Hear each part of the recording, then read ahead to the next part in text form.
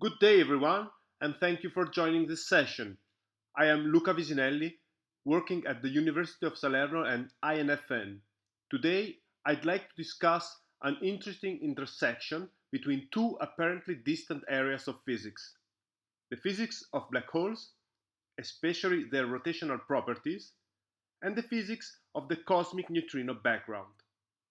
The central question we address is: can the presence of relic neutrinos modify the behavior of black hole superradiance through the Yukawa coupling to a light scalar field? This work is based on my paper with Gaetano Lambiase and Tammai Poddar and uses both astrophysical black hole observations and theoretical modeling to derive constraints on scalar neutrinos interactions. To motivate the discussion, let me start by recalling how confidently we now know that supermassive black holes exist. I list here four major observational pillars supporting this. The first one is stellar dynamics. In the galactic center, stars, such as S2, orbit an invisible compact mass of about 4 million solar masses within a region smaller than the solar system. The orbits are Keplerian and extremely tight, so that no extended mass distribution can reproduce them. This points to a supermassive black hole. Second, gas dynamics and maser emission. In galaxies like NZC 4258, water masers trace a nearly perfect Keplerian disk around an object of about 10 million solar masses within a sub-parsec region. This is again compatible with a supermassive black hole explanation. Third, high energy emission from active galactic nuclei, or AGN, which radiate with luminosities that require accretion flows deep inside the relativistic potential well. Their variability often occurs on hour-long timescales, meaning the emitting region is only a few gravitational radii across. Finally, direct imaging. The Event Horizon Telescope images of M87 star and Sagittarius A star provide the most direct visual evidence that these central objects possess shadows and photon rings consistent with Kerr black holes. This set of observations gives us a firm foundation. We can treat these objects as Kerr black holes and use their properties to probe ultralight particle physics. We now turn to evidence for black hole spin. In fact, superradiance only occurs if a black hole rotates, so it is important that astrophysical black holes generally do this. We infer spins through several complementary techniques. First, accretion disk continuous fitting. The thermal emission from the thin X-ray disks depends sensitively on the innermost stable circular orbit, which shrinks as the spin increases. Second, X-ray reflection spectroscopy. Iron fluorescence lines are broadened and skewed by gravitational redshift and Doppler boosting from the inner disks. The extent of the reddening correlates with spin. Third, jet energetics. Relativistic jets in AGN and microquasars require large amounts of rotational energy extraction. The Blandford-Nayak mechanism naturally ties jet power to black hole spin. Fourth, quasi-periodic oscillations trace orbital frequencies very near the horizon, again implying rapid rotation. Lastly, polarimetric EHT imaging structure around M87 star indicates frame dragging consistent with a spinning black hole in a magnetically arrested accretion flow. Across all these probes, we find many black holes, both stellar mass and supermassive, with dimensionless spins between 0.5 and 0.99, exactly the range in which superradiance is efficient. For this, both ingredients, the existence of black holes and their spins, are observationally robust. Let me now briefly review black hole superradiance. A rotating black hole has a characteristic angular velocity at the event horizon, omega h, which depends on the black hole mass and the dimensionless spin parameter. If a bosonic field has an energy omega smaller than m times omega h, where m is the azimuthal quantum number, Then waves scattering off the horizon are amplified. The black hole transfers a bit of its rotational energy to the bosonic field. This is the wave analog of the Penrose process, but happening automatically for bosonic fields that satisfy this frequency condition. For superradiance to become astrophysically relevant, the boson must be light enough to form bound states around the black hole. This is similar to what happens for electrons in hydrogen levels, and is here described by the massive Klein-Gordon equation on a Kerr background.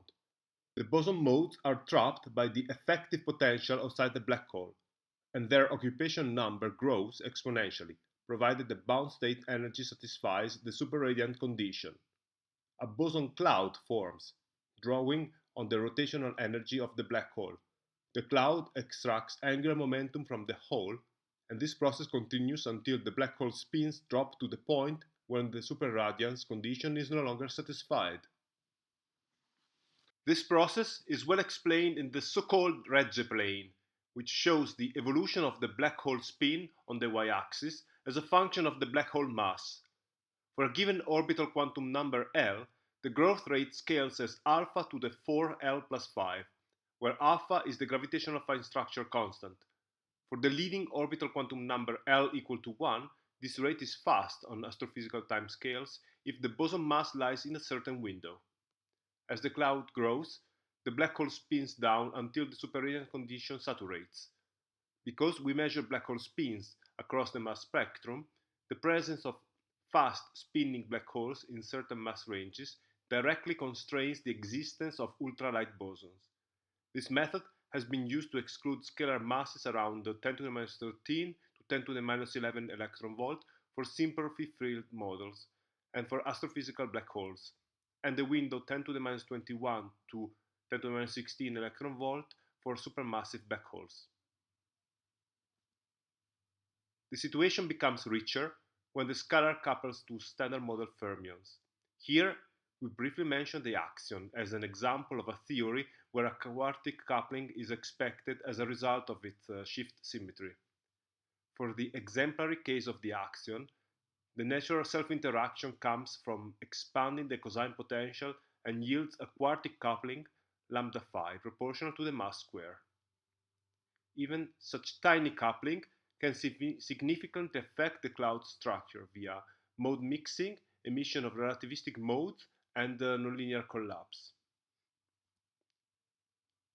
The mixing between different levels can be interpreted by expanding the Klein-Gordon function into the non-relativistic representation that leads to an expression that resembles the Schrödinger equation. The fast oscillating terms, which are generally integrated away in a non-relativistic approximation, are here crucial as they describe the emission of relativistic modes that also contribute to the superradiant dynamics. For a two-level system that shows the interaction between the two lowest energy bound states, the process describes the level mixing, the emission of relativistic modes, and the emission of gravitational waves, consistently with the selection rules of the system. Here I have collected some of the relevant literature on the subject, so you can pause the video to check the entries. Along with the seminal work, here are some papers that deal with deriving the set of equations that govern level mixing processes up to 5 mixing levels. As an example, these papers have been used to constrain the axion energy scales, Fa, for some values of the axion mass, as shown in the summary plot here. We now turn to the idea behind my work. We consider the additional interaction of an otherwise free bosonic field with active neutrinos. For this, we first consider the Yukawa coupling given by this effective Lagrangian term, which affects both neutrino and boson dynamics in a number of ways. For instance, a scalar field mass squared correction is induced which depends on the square of the Yukawa coupling, and for a conservative scenario of two degenerate neutrino masses and inverted mass ordering, gives the number result below. This is generally smaller than other effects, as I explain soon, so this mass correction is neglected in the following. More interesting is the effect of a scalar quartic interaction induced by the Yukawa coupling to neutrinos. The amplitude of the Feynman diagrams is reported here, with more detail as in our paper.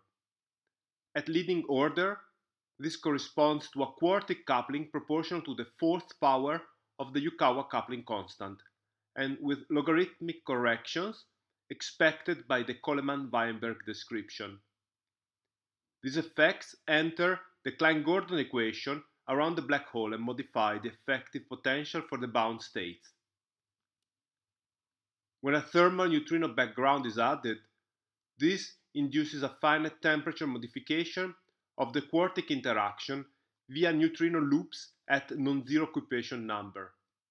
For this, the presence of relic neutrinos can, in principle, shift or suppress the superradiance instability. The quartic correction induced is again proportional to the fourth power of the Yukawa coupling, but it also depends on the density of the neutrino background. The key point here is that the boson cloud forms in a neutrino bath, whose density is fixed by cosmology, so the effect is unavoidable. This is expected in cosmology, where neutrinos form an abundant fermionic background in the universe. Let me now focus on the neutrino environment itself. The cosmic neutrino background has a temperature Tν of approximately 1.95 Kelvin, corresponding to average momenta in the milli-eV. This implies a number densities of about 336 per centimeter cubed, assuming 3 species with standard cosmology. Although very cold and difficult to detect directly, this neutrino bath is ubiquitous and similar in density to that of the CMB. However, due to the elusive nature of the neutrinos and the smallness of the recoil energies involved, these processes have yet to be probed in the laboratory. Experiments exist, such as Ptolemy at INFN Gran Sasso. We summarize the main results of the analysis. We compute the superradiance growth rate for the scalar field, including the quartic coupling from quantum corrections and its temperature-dependent correction lambda effective. We do not include the neutrino-induced mass corrections to the scalar field mass, since these are subdominant and would appear only for much larger Yukawa couplings than what is allowed by the quartic couplings. We perform a least squares analysis using spin measurements of stellar mass black holes or supermassive black holes separately. We consider the measurements in the table. For each black hole, we determine if a given point in the parameter space of boson mass and Yukawa coupling would produce a superradiant instability fast enough to spin down the black hole below its observed spin. The bottom line is that astrophysical black holes exclude Yukawa couplings below 10 to the minus 16, while supermassive black holes around 10 to the minus 20, with the precise value depending on the boson mass. These constraints assume 2 degenerate neutrinos with inverted mass ordering, which is the most conservative scenario regarding the thermal correction. Importantly, the bounds do not require the scalar to be dark matter, are complementary to laboratory, cosmological, and astrophysical limits, and represent the first constraint on neutrino-scalar interactions derived from black hole physics. Note that superradiance for scalars with masses in the range between 10 to the minus 17 eV and 10 to the minus 13 eV is currently weakly constrained. The reason is observational. Rapidly spinning intermediate mass black holes, which would probe this mass range, are rare and difficult to measure. Future observations, such as quasi-periodic eruptions from compact accreting systems, may help populate this mass range. For this, the combination of astrophysical black holes and relic neutrino physics can also be used to explore this currently unconstrained parameter space. We discuss many caveats and future implementation that can alter this result. In fact, the neutrino density around the black hole may not be equal to the cosmological mean value. Several effects can enhance or alter it, one being gravitational clustering near the black hole. Massive neutrinos cluster in the gravitational potential of a black hole. The characteristic influence radius extends to about 1 million times its gravitational radius. Within these regions, neutrinos develop a density spike. Such an enhancement can weaken the superradiant instability by increasing the effective scalar mass in the relevant region and removing bound states. Our estimates suggest that the superradiant bounds weaken by roughly an order of magnitude in coupling strength under such condition. However, on the other hand, neutrinos with masses above about 50 milli-electron-volt cluster on galactic scales as well. Several numerical studies suggest local enhancements relative to the cosmological average, although the uncertainty is large. Nonlinear and dissipative effects should also be considered. In fact, scalar neutrino scatterings could, in principle, deplete the cloud. However, for the parameter space studies, the scattering rate is always far below the cloud's growth rate. We have also considered neutrino sources other than cosmological. The diffuse supernova neutrino background is bright in energy, but dilute in number density to matter. On the other hand, non-standard cosmologies can change the neutrino phase space distribution. Possibilities include late decay of hidden particles into neutrinos, neutrino decay or screening, or neutrino production driven by cosmic rays. These effects introduce uncertainty but generally do not exceed order unit changes. A different effect comes from additional Yukawa couplings of the scalar two electrons. This interaction induces a mass correction which is negligible in interstellar space, but it could be relevant near a black hole, where the accretion disk can reach electron number densities up to 10 to the 19 per cubic centimeter for a solar mass black hole. These densities are so large that even small Yukawa couplings might generate significant corrections. Because this depends sensitively on accretion physics and varies greatly from system to system, a dedicated study of individual sources is needed. In the present analysis, we focus on neutrino couplings, but note that electron could, in principle, produce even more dramatic effects. Literature on this exists already. Here are my conclusions. We have investigated how relic neutrinos modify the dynamics of superradiant instabilities of light scalar fields around spinning black holes. Through a Yukawa coupling, the cosmic neutrino background induces thermal corrections that alter both the mass and the self-interaction of the scalar. By comparing with spin measurement of stellar mass and supermassive black hole, we derive new constraints on the coupling. We find that superradiance excludes coupling larger than about 10 to the minus 16 for astrophysical black holes or 10 to the minus 20 for supermassive black holes, depending on the boson mass and the specific black hole considered. Please scan the QR code to access our paper directly. Some final considerations are in place. First, black hole superradiance becomes a probe of neutrino interaction. Until now, superradiance has been used mostly to constrain ultralight boson masses and self-interaction. This work shows that it can also constrain their coupling to standard model particles, in this case neutrinos. Second, the cosmic neutrino background affects black hole physics via thermal mass and self-interaction correction that modify the instability. Finally, environmental dependence is critical. In fact, depending on the local neutrino densities around the black hole, the effective mass of the scalar can shift significantly.